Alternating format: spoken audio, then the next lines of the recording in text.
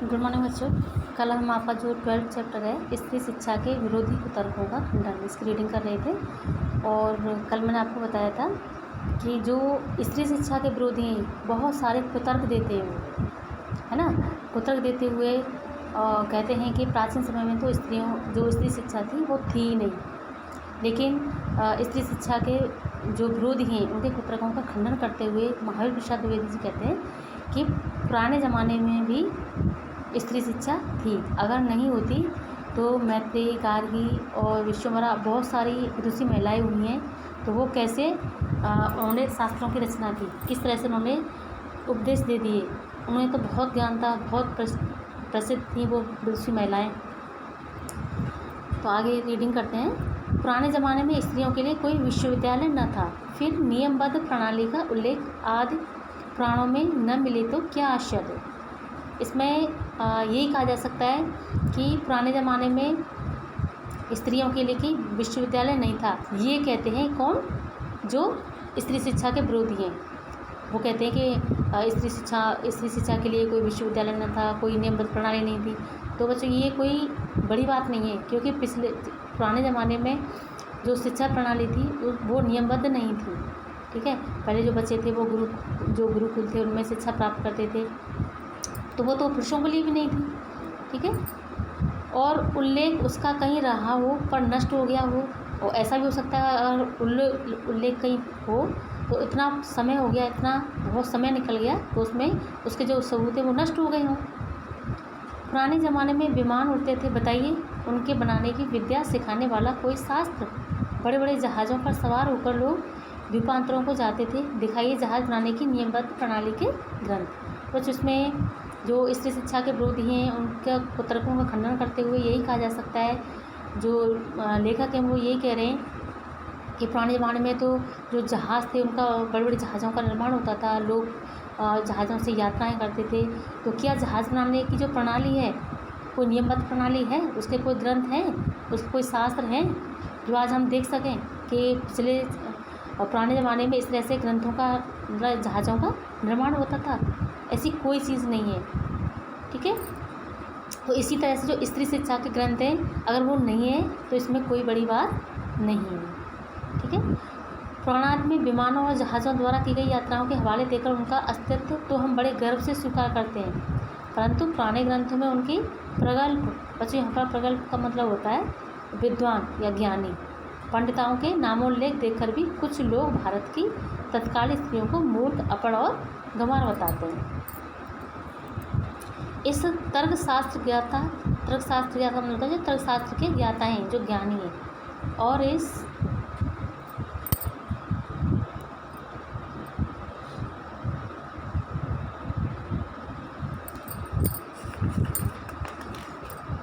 न्यायशीलता की बलिहारी। वेदों को प्राय सभी हिंदू ईश्वरकृत मानते हैं, यानी सभी जो वेद हैं उनको वो क्या है, ईश्वर की कृति है, ईश्वर के द्वारा रचे हुए हैं। ठीक है, सो ईश्वर तो वेद मंत्रों की रचना अथवा उसका दर्शन विश्वर आदि स्त्रियों के से करावे और हम उन्हें कहकर ककहरा पढ़ाना भी पाप समझें। शीला और विद्या आदि कौन थी? तो बच्चों यहाँ पर जो शीला, विद्या ये भी बहुत विदुषी महिलाएं थीं जो हमारे देश में ही पैदा हुई। तो क्या ये पढ़ी लिखी नहीं थी? क्या इन्हें शिक्षा प्राप्त नहीं थी? अगर इन्हें शिक्षा प्राप्त नहीं थी तो इतनी विदुषी महिलाएं कैसे हो गई? आज बड़े बड़े शास्त्रों में भी इनका नाम आता है। वे स्त्री थी या नहीं? बड़े बड़े पुरुष कवियों से अवगत हुई। तो इसमें ये जो जैसे विश्वम्भरा है, शीला है, विद्या है, मैत्रेयी है, गार्गी है, बच्चों यहाँ पर ये हमारे देश की ही महिलाएं और बहुत विदुषी महिलाएं जिन्होंने बहुत नाम पाया है और उन्होंने बड़े बड़े शास्त्रों की रचना की। तो इसमें स्त्री शिक्षा के जो विरोधी हैं उनके जो कुतर्क हैं उनका खंडन करते हुए महावीर प्रसाद द्विवेदी जी यही कह रहे हैं कि बड़े बड़े जो पुरुष हुए, कवि हुए, आदरत का, बच्चों यहाँ पर आदरत का मतलब होता है आदर पाना, तो वो ऐसी विदुषी महिलाएं बड़े बड़े पुरुषों से, कवियों से आदर पाई हुई हैं, यानी बहुत बड़े बड़े पुरुषों ने, कवियों ने, इनका, महापुरुषों ने इनका आदर किया है। ठीक है, आदर क्यों किया है? क्योंकि वो विदुषी थी, वो पढ़ी लिखी थी। तो ये हो ही नहीं सकता कि स्त्री शिक्षा यानी पुराने ज़माने में नहीं थी। ठीक है। शास्त्रांतर पद्धति में उनकी कविता के नमूने हैं या नहीं। बौद्ध ग्रंथ त्रिपिटक के अंतर्गत थेरी गाथा में जिन सैकड़ों स्त्रियों की पद्य रचना उद्धृत है, क्या वे अपढ़ थी? तो इसमें बच्चों एक तर्क ये भी है कि जो बौद्ध ग्रंथ का एक जो त्रिपिटक के अंतर्गत थेरी गाथा है, उसमें बहुत सारी विदुषी महिलाओं के नाम हैं। अगर वो पढ़ी लिखी नहीं तो उनके नाम उसमें कैसे आ गए? और वो अनपढ़ थी तो उन्होंने पद्यों की रचना कैसे कर दी? तो ये भी एक तर्क है। जिस भारत में कुमारिकाओं को चित्र बनाने, नाचने, गाने बजाने, फूल चुनने, हार गूंथने, पैर मलने तक की कला सीखने की आज्ञा थी, उनका पढ़ने लिखने की आज्ञा न थी। कौन विज्ञ ऐसी बात? बच्चों यहाँ पर विज्ञ का मतलब होता है ज्ञान, ज्ञानी या जानकार। कौन विज्ञ ऐसी बात मुख से निकालेगा? और कोई निकाले भी तो मानेगा कौन? उसमें ये भी एक तर्क है कि जब हमारे देश में पुराने ज़माने में लड़कियों को नाचने की आज्ञा थी, कला सीखने की आज्ञा थी, चित्र बनाने की आज्ञा थी, सब फूल चुनने की आज्ञा थी, तो ये सारे कामों की आज्ञा थी, तो पढ़ने की क्यों नहीं थी? तो ऐसी बात कोई जो अविज्ञ हो सकता है, जो अज्ञानी हो सकता है, वही निकाल सकता है। कोई विज्ञ या ज्ञानी ऐसी बातें मुझ से नहीं निकालेगा। अत्रि की पत्नी धर्म पर व्याख्यान देते समय घंटों पांडित्य प्रकट करे, गार्गी बड़े बड़े ब्रह्मवादियों को हरा दे। तो बच्चों यहाँ पर अत्रि जी की पत्नियाँ जैसे गार्गी हैं, मैत्रेयी हैं, उन्होंने बड़े बड़े ऋषि जो ब्रह्मवादी थे, ब्रह्मवादियों का मतलब होता है जो वेदों के ज्ञाता थे, उन्हें वेदों का बहुत ज्ञान था, उनको भी हरा दिया। उनसे तर्क वितर्क करके उनको हरा दिया, क्योंकि बहुत विदुषी महिलाएं थी, बहुत ज्ञान था इनके अंदर। मंडन मिश्र की सहधर्मचारिणी शंकराचार्य के छक्के छुड़ा दे, यानी कि मंडन मिश्र की सहधर्मचारिणी उनकी जो स्त्री थी वो बहुत विदुषी थी। उन्हें जो शंकराचार्य थे, जो राक्षसों के जो गुरु थे, उनके भी छक्के छुड़ा दिए थे तर्क वितर्क करके। अगर इतना ज्ञान था उनके अंदर। बच्चों इस बात से यही पता चलता है कि अगर पुराने ज़माने में स्त्री शिक्षा की व्यवस्था नहीं थी तो इन स्त्रियों को इतना ज्ञान कहाँ से प्राप्त हो गया? क्या वो अपढ़ थी? इससे अधिक भयंकर बात और क्या हो सकेगी? यह सब पापी पढ़ने का अपराध है। न वे पढ़ती न वे पूजनीय पुरुषों का मुकाबला करती। तो इसमें जो स्त्री शिक्षा के विरोधी हैं उनसे यही बात कही जा रही है कि स्त्री पढ़ ले, उसकी पढ़ाई हो जाए, तो क्या ये कोई बुरी बात है? यह सारा दुराचार स्त्रियों को पढ़ने का ही कुफल है, समझे? स्त्रियों के लिए पढ़ना कालकूट और पुरुषों के लिए पीयूष का गुण।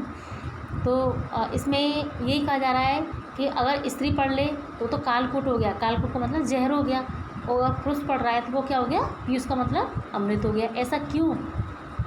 ऐसी ही दलीलों और दृष्टांतों के आधार पर कुछ लोग स्त्रियों के अपढ़ रखकर भारतवर्ष का गौरव बढ़ाना चाहते हैं। तो कुछ लोग ऐसे हैं जो स्त्रियों को पढ़ाना नहीं चाहते, स्त्रियों को पढ़ाने के पक्षधर नहीं है। तो क्या वो ऐसे जो लोग हैं वो हमारे देश को आगे ले जा सकते हैं? कभी नहीं, ऐसा कभी नहीं हो सकता। क्योंकि ऐसा देश, ऐसा समाज जिसमें स्त्रियां नहीं पढ़ें, केवल पुरुषों को पढ़ने का अधिकार हो, केवल पुरुषों को सम्मान दिया जाए, स्त्रियों को नहीं दिया जाए, ऐसा समाज हमारा कभी आगे नहीं बढ़ सकता। क्योंकि स्त्री और पुरुष दोनों ही एक ही पहिए के दो पहलू होते हैं, और जब तक दोनों साथ नहीं चलेंगे तब तक गाड़ी आगे नहीं चल सकती। ठीक है। मान लीजिए कि पुराने ज़माने में भारत की एक भी स्त्री पढ़ी लिखी न थी, न सही, उस समय स्त्रियों को पढ़ाने की ज़रूरत न समझी गई होगी, पर अब तो है। तो बच्चों यहाँ पर ये भी एक जो लेखक हैं वो ये तर्क दे रहे हैं कि मान लीजिए पुराने ज़माने में ऐसा समाज था कि स्त्री शिक्षा का ज़्यादा ज़रूरत नहीं थी उस समय, है ना? तो कोई बात नहीं थी। लेकिन आज का जो टाइम है, वर्तमान समय में, वो ऐसा समय है जहाँ पर स्त्री शिक्षा बहुत ही अनिवार्य है, बहुत ही ज़रूरी है। हर क्षेत्र में स्त्री को पुरुषों के बराबर कंधा मिलाकर चलने के लिए ज़रूरी है, तभी हमारा समाज आगे बढ़ेगा। तो चलो कोई बात नहीं, पुराने ज़माने की बात छोड़िए, लेकिन इस टाइम वर्तमान समय में स्त्रियों को पढ़ाना बहुत ही ज़रूरी है। तो सुन लीजिए, ऐसे लोग जो स्त्री शिक्षा के विरोधी हैं, अगर वो पुराने ज़माने को लेकर हर बात में दलील देते हैं तो चलो आपकी बात मान भी लिया जाए, लेकिन वर्तमान समय में स्त्रियों को अगर नहीं पढ़ाएंगे तो हमारा समाज कभी भी आगे नहीं बढ़ेगा। ठीक है। हमने सैकड़ों पुराने नियमों, आदेशों, प्रणालियों को तोड़ दिया है या नहीं? तो चलिए स्त्रियों को अपड़ रखने की इस पुरानी चाल को भी तोड़ दें। तो इसमें कभी इसमें जो लेखक है वही कह रहा है कि बहुत सारी रूढ़ियाँ हमने तोड़ी हैं। जैसे पुराने ज़माने में बहुत सारी रूढ़ियाँ थी, अंधविश्वास थे, जो हमने तोड़ दिए। कि ये क्यों तोड़ दिए? कि अगर उनको हम अपनाएंगे तो हमारा समाज कभी भी आगे नहीं बढ़ेगा। तो फिर स्त्रियों को अपड़ होने की, यानी स्त्रियों को अनपढ़ रखने की हम जो कुप्रथा है या अंधविश्वास है, उसको हम क्यों नहीं तोड़ सकते? अगर है ये अंधविश्वास है, स्त्री शिक्षा के विरोधी इस बात को मानते हैं, तो हम उसको तोड़ सकते हैं, तभी हमारा समाज आगे बढ़ेगा। हमारी प्रार्थना तो ये है कि स्त्री शिक्षा के विपक्षियों को क्षण भर के लिए भी इस कल्पना को अपने मन में स्थान न देना चाहिए कि पुराने ज़माने में यहाँ की सारी स्त्रियाँ अपढ़ थीं अथवा उन्हें पढ़ने की आज्ञा न थी। ठीक है, तो इसमें यही कहा जा रहा है कि ऐसे लोग जो स्त्री शिक्षा के विरोधी हैं, उनको उनके दिमाग में एक सेकंड के लिए भी ये बात नहीं आनी चाहिए कि पुराने ज़माने में स्त्रियाँ अपढ़ थीं या स्त्रियों को पढ़ाने की आज्ञा न थी। जो लोग पुराणों में पढ़ी लिखी स्त्रियों के हवाले मांगते हैं, उन्हें श्रीमद् भागवत 10 स्कंद के उत्तरार्ध का 53वां अध्याय पढ़ना चाहिए। यानी बहुत से लोग ये कहते हैं कि हमें जो स्त्री शिक्षा के जो विरोधी हैं वो करें कि हमें ऐसे कोई शास्त्र दिखाओ, हमें ऐसे शास्त्र दिखाओ, पुराण दिखाओ जिनमें ये पता चले कि स्त्रियाँ पढ़ी लिखी। तो उन्हें क्या देखना चाहिए? श्रीमद् भागवत देखनी चाहिए। ठीक है, 10वां स्कंद देखना चाहिए, उसका जो उत्तरार्ध का 53वां अध्याय है वो पढ़ना चाहिए। उसमें रुक्मिणी हरण की कथा है। तो बच्चों, आपने रुक्मिणी हरण की जो कथा है वो सुनी होगी कि जब भगवान से जो रुक्मिणी का भाई था, वो रुक्मिणी की शादी शिशुपाल से करना चाहता था, और तो रुक्मिणी ने बहुत लंबा चौड़ा पत्र लिखकर भगवान श्री कृष्ण को भेजा था। तो उससे ये पता चलता है कि अगर वो रुक्मिणी अनपढ़ थी तो इतना लंबा चौड़ा पत्र उसने कैसे लिख दिया, कैसे भगवान कृष्ण के पास पहुंचा दिया। तो ये भी तो एक शास्त्र की बात है। तो स्त्री शिक्षा के विरोधी वो कहते हैं कि शास्त्रों में दिखाओ, पुराणों में दिखाओ कि स्त्रियाँ कहाँ पढ़ी लिखी थी। अगर तो ये शास्त्र नहीं है, श्रीमद् भागवत ये शास्त्र नहीं है, ये भी तो शास्त्र है, इसमें भी तो रुक्मिणी को पढ़ा हुआ दिखाया गया है। तो ये केवल उनके कुतर्क हैं और इनका हम खंडन करते हैं। रुक्मिणी ने जो एक लंबा चौड़ा पत्र एकांत में लिखकर एक ब्राह्मण के हाथ श्री कृष्ण को भेजा था, तो एक जो प्राकृत में न था, उसके प्राकृत में होने का उल्लेख भागवत में तो नहीं है। उसमें रुक्मिणी ने जो पांडित्य दिखाया वह उसके अपड़ा अल्पज्ञ हो या गंवारपन होने का सूचक नहीं है। ठीक है, पुराने ढंग के पक्के सनातन धर्मावलंबियों की दृष्टि में तो नाटकों की अपेक्षा भागवत का महत्व बहुत ही अधिक होना चाहिए। इस दशा में यदि उनमें से कोई ये कहे कि सभी प्राककालीन स्त्रियां अपढ़ होती थीं, तो उनको इस बात पर विश्वास करने की ज़रूरत नहीं है। यानी इसमें जो लेखक है वो कह रहा है कि पुराने ढंग के जो पक्के सनातन धर्मावलंबियों की दृष्टि में तो नाटकों की अपेक्षा भागवत का महत्व बहुत ही अधिक होना चाहिए। ठीक है, इस दशा में यदि उनमें से कोई यह कहे कि सभी प्राककालीन का मतलब होता है पुराने ज़माने यानी प्राचीन समय की जो स्त्रियाँ थीं वो अपढ़ होती थी, तो इस बात पर विश्वास करने की ज़रूरत नहीं है, क्योंकि सभी दृष्टांतों से पता चलता है कि स्त्रियाँ पढ़ी लिखी थी, न कि अनपढ़।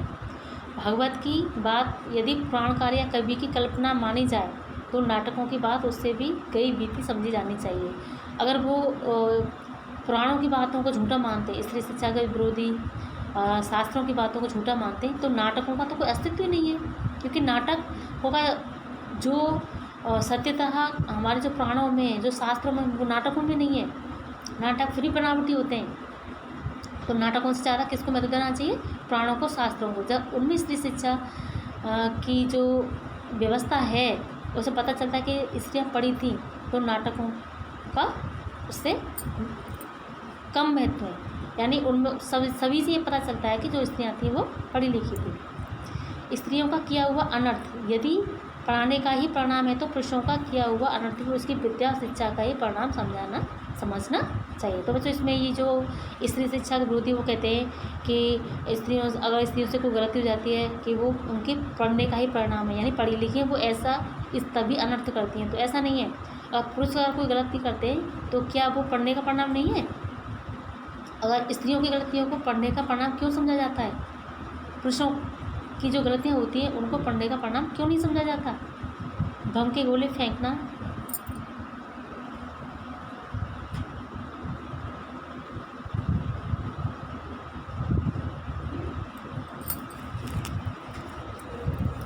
नरहत्या करना, डाके डालना, चोरियां करना, घूस लेना, ये सब यदि पढ़ने लिखने का ही परिणाम हो तो सारे कॉलेज, स्कूल और पाठशालाएँ बंद हो जानी चाहिए। मतलब इसमें लेखक ये कहना चाह रहा है कि पुरुष भी बहुत सारे अपराध करता है, जैसे चोरी करता है, डाका डालता है, नरहत्या करता है, तो क्या सब पढ़ने का परिणाम है? ठीक है। परंतु विक्षिप्तों और बात व्यतीतों और ग्रहग्रस्तों के सिवा ऐसी दलीलें पेश करने वाले बहुत ही कम मिलेंगे। इसमें लेखक ये कहना चाह रहा है कि ऐसी बात अगर कोई करता है तो वो कैसे हैं? वो विक्षिप्त हैं, यानी मंदबुद्धि हैं, कम दिमाग है उनमें। बात व्यथित हैं, यानी दुखी हैं वो। ग्रहग्रस्त है, वो ग्रहों से ग्रस्त हैं, तो वो ही ऐसी दलीलें दे सकते हैं। कोई ज्ञानी या अच्छा इंसान ऐसी दलीलें नहीं देगा। शकुंतला ने दुष्यंत को कटु वाक्य कहकर कौन सी अस्वाभाविकता दिखाई? क्या वह यह कहती है कि आर्यपुत्र शाबाश, बड़ा अच्छा काम किया जो मेरे साथ गंधर्व विवाह करके मुकर गए? बच्चों यहाँ पर ये शकुंतला वाली बात भी सही है कि शकुंतला ने अगर स्त्री शिक्षा के जो विरोधी है वो कहते हैं कि शकुंतला अनपढ़ थी इसलिए उसने ऐसे कटु शब्द कहे दुष्यंत से, तो क्या दुष्यंत ने शकुंतला के साथ अन्याय नहीं किया था? भले उसने अनजाने में किया था, उसको भूल गया था अपने पिछले श्राप के कारण, लेकिन उसके साथ तो अन्याय हुआ था ना। अगर कोई भी स्त्री के ऊपर ऐसा अन्याय होता है तो कौन स्त्री ऐसे कटु वचन नहीं कहेगी? हर स्त्री के मुँह से ये कटु शब्द निकलेंगे और ऐसे निकलना स्वाभाविक है। जो उससे प्रेम किया, उससे शादी की और फिर उसको भूल जाए, तो ये स्त्री के लिए इससे बड़ा कोई अन्याय नहीं हो सकता, उसके लिए इतना बड़ा दुख नहीं हो सकता। तो कोई भी बात उससे कटु शब्द मुँह से निकलना स्वाभाविक है। तो ऐसे जो स्त्री शिक्षा विरोधी हैं उनका हम खंडन करते हैं। पत्नी पर घोर से घोर अत्याचार करके जो उससे ऐसी आशा रखते हैं कि वे मनुष्य स्वभाव किंचित ही ज्ञान नहीं रखते, यानी बहुत से कहते हैं कि स्त्रियाँ तो अनपढ़ होती हैं, उनको कुछ भी कोई कैसा भी व्यवहार करो, तो ऐसे लोग ज्ञानी नहीं हो सकते, क्योंकि स्त्रियों का अधिकार भी पुरुषों के बराबर होता है। सीता से अधिक साध्वी स्त्री नहीं सुनी गई। जिस कवि ने शकुंतला नाटक में अपमानित हुई शकुंतला से दुष्यंत के विषय में दुर्वाक्य कहा है, उसी ने प्रत्यक्ष होने पर सीता से रामचंद्र के विषय में क्या कहा, सुनिए। लक्ष्मण, जरा उस राजा से यह कह देना कि मैंने तो तुम्हारी आंखें सामने ही आग में कूदकर अपनी विशुद्धता साबित कर दी थी। इस पर भी लोगों के मुख से निकला मिथ्या बात सुनकर ही तुमने मुझे छोड़ दिया। क्या यह बात तुम्हारे कुल के अनुरूप है, अथवा क्या यह तुम्हारी विद्वता का या महत्ता को सुबह देने वाली है? सीता का यह संदेश कटु नहीं तो क्या मीठा है? तो यहाँ पर ये जो कवि जो लेखक है वो यही कहना चाह रहे हैं कि जब 12 वर्ष का वन करके ये लौटे थे, भगवान श्री रामचंद्र लौटे थे, तो वहाँ की जो अवध की जो जनता थी उनको सीता जी को अपवित्र होने का करार दिया था, तो उन्होंने पवित्र करने के लिए उन्हें आग में कूदना पड़ा था उनको, और अपनी जो पवित्रता की जो प्रमाण था वो दिखाया था, लेकिन फिर भी भगवान श्री रामचंद्र ने उन्हें राज्य से निकाल दिया था। तो सीता जी ने भी लक्ष्मण जी से भगवान श्री रामचंद्र के लिए वचन कहे थे कि मैंने अपने आप को पवित्र सिद्ध किया है, लेकिन फिर भी तुम्हारे राजा ने मुझे ऐसे ही अकेले वन में छोड़ दिया। तो क्या ये विद्वान था, क्या ये अच्छी बात है? सीता का यह संदेश कट नहीं तो क्या मीठा है? राजा मात्र कहकर उसके पास अपना संदेश भेजा। यह उक्ति न किसी गंवार स्त्री की, किंतु महाब्रह्म ज्ञानी राजा जनक की लड़की और मनवाद महर्षियों के धर्मशास्त्रों ज्ञान रखने वाली रानी को। ये सीता जी कोई साधारण स्त्री नहीं थी, ये भी राजा जनक की पुत्री थी और बहुत ज्ञानी थी। ठीक है। सीता की धर्मशास्त्रज्ञता का यह प्रमाण वहीं आगे चलकर कुछ ही दूर पर कवि ने दिया है। सीता परित्याग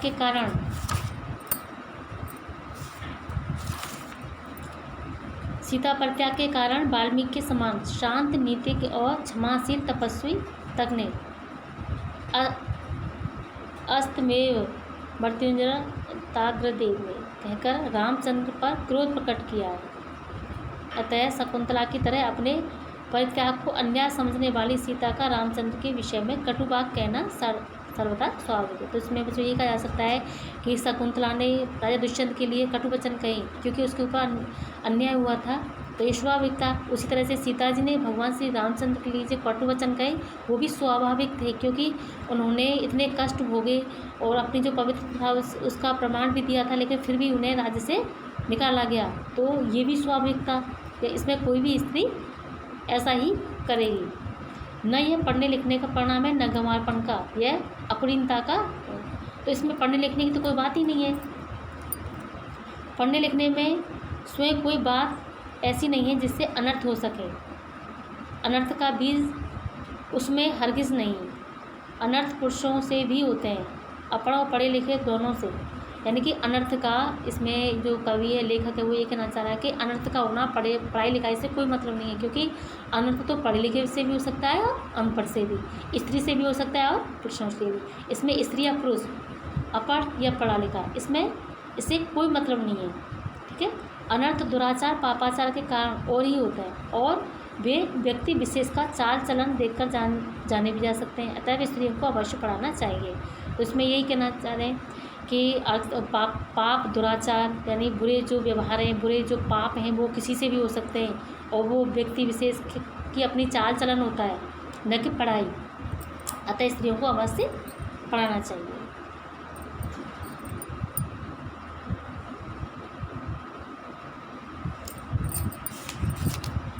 जो लोग ये कहते हैं कि पुराने ज़माने में स्त्रियां न पढ़ती थीं अथवा उन्हें पढ़ने की मुमायनत थी, वो या तो इतिहास के अब तक अभिज्ञता नहीं रखते या जानबूझकर लोगों को धोखा देते। यानी कि इसमें लेकर ये कह रहे हैं कि पुराने ज़माने में या स्त्रियों को जो अपढ़ बताते हैं कि स्त्रियों के लिए पढ़ने की व्यवस्था नहीं थी, वो तो या तो जानबूझकर ऐसा करते हैं, लोगों को धोखा देते हैं, या अपनी अभिज्ञता दिखाते हैं, यानी अज्ञानता है उसको दिखाते दर्शाते हैं लोगों को कि उनको इससे ये पता चलता है या तो उनको ज्ञान नहीं है, अगर ज्ञान है तो वो समाज को धोखा दे रहे हैं। इन दोनों बातों में से एक तो है। समाज की दृष्टि में ऐसे लोग दंडनीय हैं, क्योंकि स्त्रियों को निरक्षर रखने का उपदेश देना समाज का अपकार और अपराध करना है, समाज की उन्नति में बाधा डालना है। तो ऐसे लोग कुछ लोग ऐसे भी होते हैं जो उन्हें सब पता है कि स्त्रियाँ पढ़ी लिखी थी और सब पूरा इतिहास पता है, लेकिन जानबूझकर स्त्रियों को अनपढ़ रखना चाहते हैं, वो अपनी बराबरी में नहीं लेना चाहते स्त्रियों को। अगर ऐसे लोग हैं तो वो समाज की जो उन्नति है उसमें बाधा है, समाज की उन्नति में रुकावट है। ठीक है। शिक्षा बहुत व्यापक शब्द है, उसमें सीखने योग्य अनेक विषयों का समावेश हो सकता है, पढ़ना लिखना भी उसी के अंतर्गत। यानी कि शिक्षा बहुत बड़ा व्यापक शब्द है, इसमें बहुत सारी चीज़ें आती हैं, एक सीमित क्षेत्र नहीं होता है इसका। ठीक है। इस देश की वर्तमान शिक्षा पद्धति अच्छी नहीं, इस कारण यदि कोई स्त्रियों को पढ़ाना अनर्थकारी समझे तो उसे उस प्रणाली का संशोधन करना या कराना चाहिए। यानी हमारे देश की जो शिक्षा पद्धति है उसमें बहुत सारी कमियां हैं, इसमें स्त्री को दोष नहीं मानना चाहिए। अगर दोषी मानना है तो किसे मानना है? शिक्षा पद्धति को, और उसमें सुधार करना चाहिए, संशोधन करना चाहिए। खुद पढ़ने लिखने को दोष न देना चाहिए। लड़कों को ही शिक्षा प्रणाली कौन सी बड़ी अच्छी है, यानी प्रणाली बुरे होने के कारण क्या किसी ने यह राय दी कि सारे स्कूल और कॉलेज बंद कर दिए जाएं? इसका मतलब यही है कि प्रणाली बुरी है, तो इसका मतलब किसी ने ये राय दी कि स्कूलों को बंद कर दिया जाए, कॉलेजों को बंद कर दिया जाए। तो ये राय क्यों देते कि स्त्रियों की शिक्षा को बंद कर दिया जाए? आप खुशी से लड़कियों और स्त्रियों की शिक्षा की प्रणाली का संशोधन कीजिए। उन्हें क्या पढ़ाना चाहिए, कितना पढ़ाना चाहिए, किस तरह की शिक्षा देनी चाहिए, कहाँ पर देना चाहिए, घर में या स्कूल में, इन सब बातों पर बहस कीजिए, विचार कीजिए, और जो आए सो कीजिए। पर परमेश्वर के लिए ये है न कहिए कि स्वयं पढ़ने लिखने में कोई दोष है, यह अनर्थकर है, पर वह अभिमान का उत्पादक है, ग्रह सुख का नाश करने वाला है, ऐसा कहना सोले में आने मिथ्या है। यानी इसमें लेखक जो यही कहना चाह रहा है कि जो हमारी शिक्षा प्रणाली है उसमें हम सुधार करें, उसमें संशोधन करें। स्त्रियों को कितना पढ़ाया जाए, कितना नहीं पढ़ाया जाए, कहाँ तक पढ़ाया जाए या नहीं पढ़ाया जाए, ये आपस में विचार कीजिए। ये छूट है सबको, लेकिन पढ़ना लिखना गृह कलेश का कारण होता है, अनर्थकारी होता है। इस तरह की बातें करना बंद करें, क्योंकि ऐसी बातें करेंगे तो हमारा समाज आगे नहीं बढ़ेगा, और ये सोले आने मिथ्या है, झूठ है, एक तरह से अपराध है। ठीक है। तो ये जो चैप्टर है बच्चों आपको समझ में आ गया होगा कि स्त्रियों को पढ़ाना बहुत ही ज़रूरी है। अगर हमें समाज का उन्नति करनी है, समाज की उन्नति करनी है, तो स्त्रियों को पुरुषों के बराबर कंधे से कंधा मिलाकर चलना होगा, तभी ये गाड़ी आगे चलेगी। अगर स्त्रियाँ नहीं पढ़ेंगी तो जो समाज की उन्नति की जो गाड़ी है वो आगे कभी नहीं चलेगी।